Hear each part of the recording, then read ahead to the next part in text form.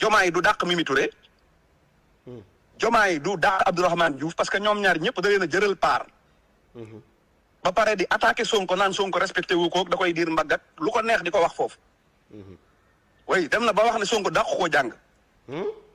oui te nee na Pastef buñ koy wax moom moo tax moom Diomaye moo tax ñu naan Pastef parce que instance yëpp moo ko defar. ah oui. nee na moom méritam moo tax ñu tànn ko. waaw gis nañ ko sa passe léegi nga ni. moo ko wax léegi lii nii moo ko wax ba pare bi mu waxee loolu ba pare nag. te man maa ngi koy wax fii Diomaye li ko jotaleeg Sonko. du ci arrière virgule du topp ñu rey.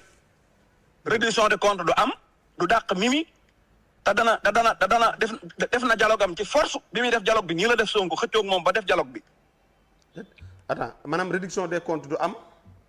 waaw du dàq Mimi du dàq Abdourahmane. du dàq Mimi du dàq Abdourahmane te boo gisee muy layal rapport Mimi bi parce que xam na ne ñi amal accord ñu war a ñëw ci parti bu bees bi ñëpp ay rapport da leen épinglé il faut mu discréditer rapport pour mën a am ay nit. waaw. bu subaa bu ma ñëwee télé ba dinaa la tuddal tur yëpp ñi mu waxal ñi ci ëpp bu dee 40 personnes 20 yëpp rapport da leen épinglé. loolu tax mu naan ay rapport commandité. waaw xaaral ma passe la Sadio xaaral. léegi nag moom xaaral ma wax